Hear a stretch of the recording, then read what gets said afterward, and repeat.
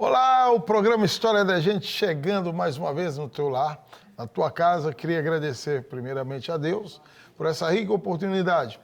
A Rede Super, por ser esse canal que está abrindo aí esse espaço para essa comunicação chegar até você.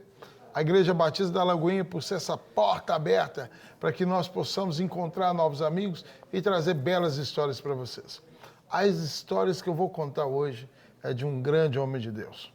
Um homem que conhece de juventude como ninguém, um homem que hoje tem um testemunho muito forte. Pastor Anderson. Tudo bom? Prazerzão estar contigo prazer, aqui. Cara. Bênção pura, é um prazer, fico muito feliz por este convite. Cara, Deus surpreende a gente e coloca amigos especiais, né, na nossa caminhada, e você é mais um desses, que Obrigado. Nós vamos caminhar junto aí até a eternidade, em nome de Jesus. Rapaz, o caminho é longo, então nós vamos andar muito tempo junto. Vamos junto. Pastor Anderson, o Pastor Anderson é da onde? De onde vem a sua história aí? Como é que chegou o Pastor Anderson nesse mundo louco aí? Cara, eu sou de Vitória, no Espírito Santo, e eu fiz um concurso assim, meio até que despretensioso aqui do estado de Minas Gerais, em 2015.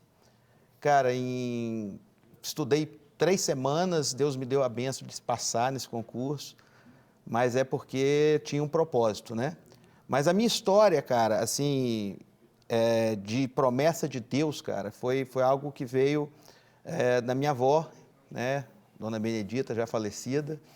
Em 96, ela chegou para mim, né? Eu ainda no mundo louco aí, sem a presença de Deus, e ela olhou no meu olho, cara, e eu nunca vou esquecer isso. Ela olhou no meu olho e falou: você vai continuar a obra que eu comecei, meu filho. E ela era mulher de Deus mesmo, entendeu? E eu olhei para ela, cara, me constrangi, porque eu não estava no meu juízo normal, vamos dizer assim, e guardei essa palavra no meu coração. E Deus me trouxe para Belo Horizonte para cumprir esse propósito que ela me falou lá em 96, cara. Deus ele vai fazendo a sua engenharia, escrevendo a história da gente e surpreendendo a gente, né? Todos os dias. Rapaz, você não sente falta da praia, não? Cara, não sei tudo. Ó, deixa eu te falar, a praia é bom, mas o pão de queijo é melhor. É mesmo? Então eu vou dizer para você que eu comi muito pão de queijo, agora estou precisando tomar um... da praia. Mas aí você vem para Belo Horizonte, mas lá em Vitória você já conhecia Jesus? Lá em Vitória você fazia o quê? Como é que foi sua infância? Cara, a minha infância eu vim de um lar cristão, né, evangélico, mas como todo menino insensato, jovem insensato, quis dar uma voltinha lá fora, então eu meio que entre meus 13, 14 anos até os meus 18 anos eu fiz muita bobagem, né? Fiz muita bobagem, só não usei drogas e tal, até porque meu pai sempre foi um cara muito rígido, né? Então, por medo, né? Não porque eu era um cara gente boa, mas por medo eu não entrei nessa onda aí. Até que em 1998, a minha irmã, que também é cristã, né? É esposa de um pastor, do meu pastor, a qual eu vou te contar, né? Eu me converti na igreja dele, eu considero. Então, seu cunhado era pastor? É, pastor. Então, o que acontece? Eu peguei, com 18 anos, minha irmã falou, vai ter um evento da igreja assim, assim, assim. E ali eu comecei. E aí veio, o Espírito Santo vem e fala com a gente, né, cara, chega. E aí eu tomei um pouco de postura. Fui meio capengando, a gente vai, né? Porque se a gente for esperar ficar santo para ir para a igreja, a gente não vai. Então, eu fui, e o Espírito Santo foi me constrangendo em amor, E até que no ano mais ou menos de 2003, 2004, eu fui lá para essa igreja do meu pastor, Igreja Assembleia de Deus, Jesus é Rei. E aí lá eu fui discipulado por ele, pelo meu cunhado. E aí é que eu conheci verdadeiramente a Cristo com intimidade. Que benção aí. E essa veia de jovem, cara? Você participou de algum grupo jovem? Como é que veio essa veia aí? Cara, na Lagoinha, aqui do Planalto, né, quando eu comecei com o pastor Rogério Moreira, tinha um rapaz que cuidava da juventude, esse rapaz foi, salvo engano, para Pernambuco. E eu já estava ali junto com o pastor, mexendo com algumas coisas, trabalhando em alguns ministérios e tudo. Ele falou, você não quer assumir a juventude num período de transição? Ia vir um outro pastor né? Nesse período de transição, foi, eu acho que, salvo engano, 2 meses, eu peguei a igreja com bem poucos jovens. Porque trabalhar com jovem você mais do que ninguém sabe que é quase uma arte, né? Então, eu peguei, a igreja estava no início do trabalho do jovem, tinha uns 4, 5 jovens, e eu entreguei, para a honra e glória do nome do Senhor, em 2 meses, com cerca de 40 jovens para o pastor. Glória a Deus. Assim, para um pastor que está em casa hoje ouvindo a gente e está querendo começar um trabalho de jovem, que trabalhar com jovem não é tão simples. Não. Não é tão fácil. Qual que é o segredo, assim? Como que você trabalha? Qual que é a linguagem que tu usa para atrair tantos jovens? Eu acho que você tem que chegar num denominador que não é tão fácil, que é você ser acessível, mas ao mesmo tempo as pessoas te veem como pastor, mas mais do que isso, como um amigo. E estar sempre disponível para eles, no sentido de ser um ombro amigo, um pai espiritual desses jovens, e pedir a Deus estratégias, porque às vezes a convivência com um jovem, às vezes não, na verdade sempre, a convivência com um jovem ela tem que ir muito além do culto, porque o culto é ali 2 horas que você tem, entende? Mas você cultivar esses laços e você se tornar para eles referência, de modo que você seja como um Paulo para eles, discipular esses meninos. Esses meninos, muitos deles têm carência de pai terreno. Eu tenho um testemunho lá na igreja de um menino que cresceu sem pai e ele falou, pastor, eu entendi paternidade de Deus com o Senhor me ensinando e eu considero o Senhor um pai para mim. E isso não tem preço, cara. É algo muito gratificante, muito gratificante. Mas é só Deus que dá essas estratégias e você tem que amar o que você faz. É engraçado, eu fiquei tão impactado com a tua igreja. Ela parece um jardim mesmo. Como é que foi desenhada aquela igreja, cara? Cara, a minha pastora, a pastora Penha, né? É uma mulher de Deus, abençoada demais. E ela se dedica 100% à obra de Deus, cara. Para você ter ideia, ela construiu, ela fala assim, que ela aprendeu na época, que antes dela se converter, ela trabalhava com um padre, e esse padre era engenheiro, e ela pegou, e ela é muito, assim, muito ativa, cara. Então, ela pegou essa manha da construção com ele, e ela construiu aquela igreja junto com alguns irmãos que iniciaram aquela obra ali, ela mesmo, sem nenhum tipo de estrutura financeira por trás, foi tudo dízimo, oferta dos irmãos. E ela tinha a ideia de fazer ali uma escola, né? Ela fez uma escola durante um tempo, por isso que você viu aquela imensidão de salas, né? E ali cada ministério tem uma sala hoje para desenvolver suas atividades. Então, nasceu no coração. A minha pastora, né, Maria da Penha, pastora Penha, ela é uma evangelista nata. Ela ama o que ela faz. Ela foi com 60 anos lá para o Jardim Encantado, lá em Vespasiano, para descansar. E lá ela começou essa obra, que hoje tem 3 igrejas. Nós podemos dizer, então, que a obra de Deus, às vezes, é um descanso também, né? Com certeza. Pode ser um descanso. Com certeza. Porque, às vezes, a gente está tão envolvido no secular, trabalhando com tantas coisas, e quando a gente tem essa rica oportunidade, igual ela teve aos 60 anos de começar um ministério, e vendo ele frutificar, parece que a gente está dentro do Éden e vendo as árvores crescendo. Exatamente, exatamente. Ela é como se fosse um filho. É um filho espiritual aquela igreja, porque nasceu do coração de Deus e Deus confiou a ela.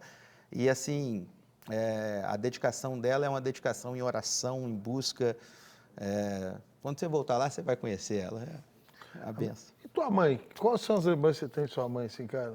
Cara, minha mãe é uma benção. Minha mãe, meu pai, graças a Deus, assim, Deus me concedeu uma família bem estruturada, né? Dona Luzia, seu Adenildo, estão lá. Bravo? O seu Adenildo é bravo, rígido, mas louvo a Deus demais pela vida dele, que se não fosse rígido, talvez eu não estaria aqui com você. Verdade, verdade. A gente tem isso mesmo. E aí, eles moram em Vitória, né? Hoje. Agora, em julho, eu vou estar lá visitando eles. Eu consigo vir 2, 3 vezes por ano para ir lá ver meus pais, né? Meus irmãos. Eu tenho um irmão mais novo, Alain, e tenho minha irmã, Andréia. E os cunhados, que são irmãos também. Pastor Anderson, Tem alguma dificuldade, assim, que você lembra da tua infância ou da tua juventude que você pode compartilhar com a gente? Que muitas vezes alguém está passando por uma dificuldade igual e como que você superou? Cara, eu sempre... Eu tive um problema quando eu tinha 2 anos de idade, que eu tive uma convulsão. E por causa disso, o meu lado direito ele ficou um pouco prejudicado, sabe? Isso me trouxe muita dificuldade na questão de... Na minha época nem tinha questão de bullying, né? Não tinha essa nomenclatura que hoje tem. Mas, na verdade, eu tive muito questão do bullying em escolas e tal, porque o meu pé era literalmente para trás, cara. Entendeu? Esse meu pé direito aqui, hoje ele é um tanto assim menor. Mas ele era literalmente para trás. Inclusive, meu pai que fez uma fisioterapia meio que caseira, cara, que funcionou. Entendeu? E isso me trouxe uma grande dificuldade no sentido de ter como é que eu vou dizer? Eu me sentia pior do que os outros. Sim. Entendeu? Uma inferioridade, né? Isso, exatamente. Um sentimento de inferioridade nesse sentido. E isso, cara, se você deixar isso alimentar a juventude, na sua juventude, isso te mata. E isso eu fui curado quando eu encontrei o Senhor. Porque, na verdade, o que aconteceu? Quando eu encontrei o Senhor, embora a minha família também fala, não, você é bonito, né? Para a mãe a gente é sempre bonito, né? Mas eu fui curado literalmente quando eu encontrei o Senhor e que o Senhor falou, não, você é meu filho amado, não importa o que as pessoas dizem, você é meu filho amado, renascido e comprado por um alto preço. Isso me curou.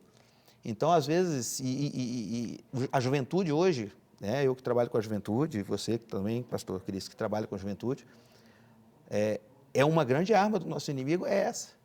É a batalha na mente do cara, falando você é pior, você... A rede social também tem sido muito, muito forte para adoecer nossos jovens. No sentido de que você olha para o cara no Facebook, no Instagram, o cara tem uma vida perfeita, cara, e às vezes não é nada daquilo. Só que o jovem olha, cara, minha vida é tão difícil, nem é tão difícil assim, mas ele olha a vida do cara como referência e isso traz algum sentimento de inferioridade. Algum sentimento de que, pô, a minha vida é mais difícil, mais complicada e tal.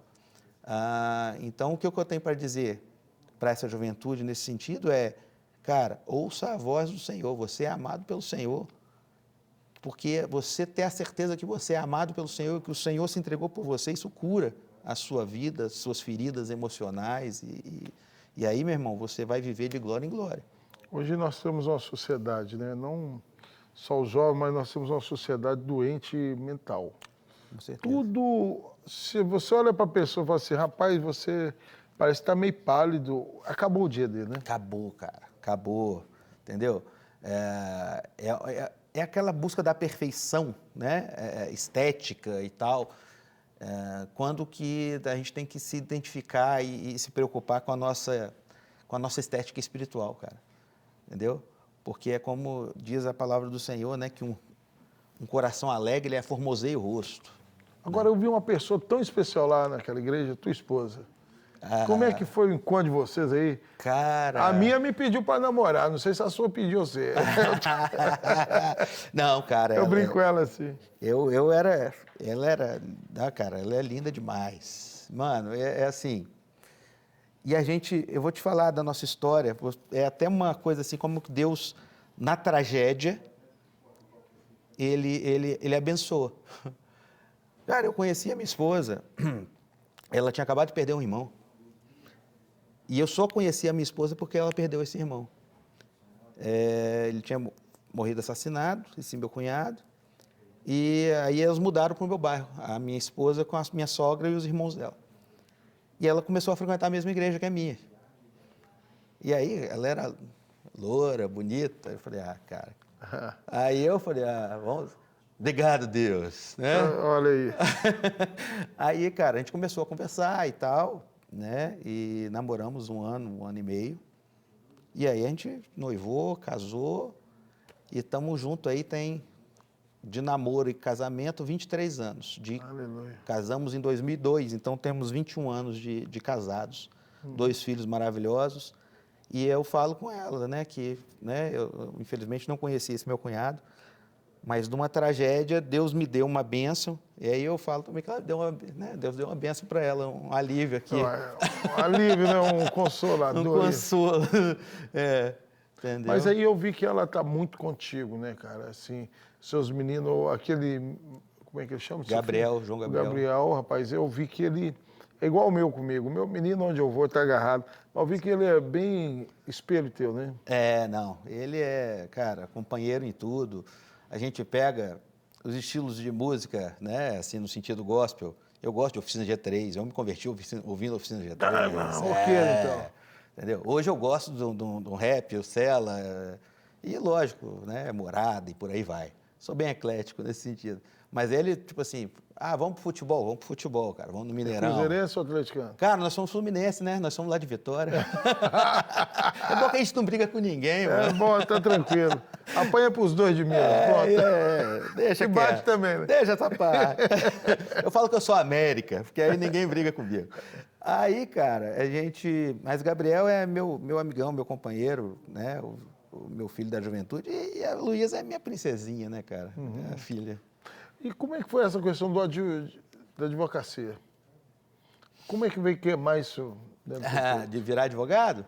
Cara, é outra coisa também que Deus ele faz umas coisas. Eu fiz história, né? Não terminei, mas eu fiz história, fiz fisioterapia, estudei para medicina, fiz engenharia ambiental. E, cara, sabe aquela coisa? Começava e não terminava, começava e não terminava. E eu pensava comigo, quando eu era menino, eu falei, cara, eu olhava o pessoal com aqueles vadimeco, aqueles trem desse tamanho, assim, debaixo do braço, eu falei, não, cara, tá doido que eu vou... Direito, não. E aí, uma vez eu conversando com meu pai, eu sempre escrevi muito bem, e uma vez eu conversando com meu pai olhou para mim e falou, meu filho, por que você não faz direito? Você escreve tão bem, você tem uma redação boa, tem uma dicção bacana e tal. Aí eu... Aí lá, cara, virou uma chavinha. Falei, quer saber, fazer direito. E, cara, me apaixonei. Eu também, quando fiz direito, foi... Porque você entende muita coisa, cara. Muita coisa que você tem direito, você não sabe. É muito do cotidiano, né, o direito. Te ensina os deveres da vida. Exatamente. Para mim, direito constitucional tinha que ter na escola, cara. É verdade, Entendeu? Aí você entrou pro direito, advogou particularmente algum tempo, ou já foi direto pro... funcionário público. Eu sempre fui funcionário público, cara. Eu advogo muito pouco. Advogar mesmo, eu advogo muito pouco. Até advogo, graças a Deus, nunca perdi. Qual área que você gosta? Eu já fiz muito civil, eu gosto de penal, cara. Gosto de penal. Penal, todo mundo se apaixona pelo penal, cara. É interessante, né? É muito interessante. Então, eu gosto muito de penal, mas eu advoguei mais na área civil. E eu sou funcionário público desde 21 anos, cara. Então, eu era funcionário público na prefeitura de Vila Velha, lá no Espírito Santo. Aí, isso era contrato, né? Fiquei 5 anos, aí fui para Vitória, Cariacica. Eu dei a grande Vitória toda, né? Como fiscal de meio ambiente, na época, fiscal de atividades urbanas e tal. E aí eu voltei concursado oficialmente para Vila Velha, fiquei até 2015, quando eu vim para cá. Tá, vou te fazer uma pergunta aí, muito interessante. Você falou que seu pai é uma grande referência para você. Sim. Hoje, dentro dessas referências, uma referência dele que marca muito. Do meu pai? Caráter. Forte. Caráter. Correto. Me forjou no caráter de ser uma pessoa justa, buscar, né, ser uma pessoa justa e correta, mesmo que, às vezes, o fato de você ser correto aos olhos humanos te traga algum prejuízo. Aos olhos de Deus, você sempre vai estar na posição correta. Hoje em dia falta aquele cara durão, falta muito durão. As pessoas falam assim, nossa, ser durão afasta as pessoas. Eu acho que é o contrário. Eu acho também, cara. Falta realmente muito essa questão. Hoje em dia tem muita coisa assim que você não pode falar não, né? Não pode, vai deixar os meninos. Cara, eu acho que não, eu acho que isso forja o caráter da pessoa. Você vê pela história de Davi, o caráter de Davi foi forjado na caverna de Adulão, na dificuldade, na complicação e tal, e dali ele tirou os valentes dele. Então, eu acredito que a Bíblia ela é tão assim, atual, e tanto ontem, hoje e eternamente, cara, que ela tem todos os requisitos ali que a gente precisa. Então, a gente pega a história de Davi, que foi, antes de ir para o palácio, ele foi para a caverna, sendo perseguido, para ser forjado, para ser experimentado, para poder ter grandes coisas de Deus. E a vida é a mesma coisa. A nossa geração é uma geração quase da mesma idade nossa. Sim. A nossa geração é aquela geração que tinha. O Durão fazia a cabeça nossa. Por exemplo, tinha um filme que era Duro na Queda, aí você tinha o Chuck Norris, aí você tinha Van Damme, você tinha lá o Stallone, tinha o Rambo. A turma, então, essa questão do homem, a figura masculina, não era o machista, mas era aquele cara que se posicionava. Sim, sim. É a firmeza, né? A firmeza. A referência masculina, cara, é algo que está faltando muito hoje em dia. Entendeu? Porque, assim, a gente tinha lá em casa é o seguinte, cara. Lá em casa, meu pai ia para o trabalho e tal, minha mãe trabalhava em casa e tal. E aí, você quer ver o desespero? Tipo assim, a mãe é aquela coisa do amor, né, cara? Do abraçar, do beijar e tal. Agora, quando minha mãe chegava, eu vou falar quando seu pai chegar, eu falo com ele. Vou falar com seu pai quando ele chegar. Meu irmão, aí muda a figura. Porque aí é o pai, cara. O pai é a figura da firmeza, é a seriedade. Então, isso falta muito, a figura paterna, masculina. Talvez não porque o menino não tem pai, mas porque hoje, cara, infelizmente, está sendo pregado algo para desconstruir essa questão. E isso é prejudicial para os meninos. A geração de ferro está morrendo, nós somos a geração que está entre, sabe? A gente tem que se virar os dois lados, né? Exatamente. E aí tem a geração do meu filho que, cara, tá difícil. Porque a dificuldade, a vida não mudou, a vida vai ficar mais difícil, vai estar difícil. A mesma dificuldade que eu e você enfrentamos, eles também vão enfrentar. E eles não estão preparados, cara. Por isso que os psicólogos, os psiquiatras estão ficando tudo bem de vida, cara, porque é difícil um menino jovem hoje que não toma um Rivotril, um remédio, um negócio. É uma loucura isso, cara. E aí veio essa função nova na tua vida aí, há pouco tempo. Vou falar pouco tempo, porque nós não estamos tão velhos, que é pastor.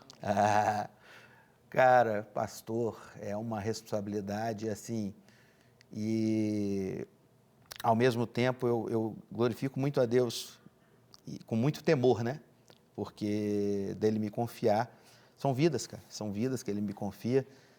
E eu peço a Deus todos os dias, cara, uma estratégia e uma forma de trabalhar com esses meninos e fazer deles discípulos.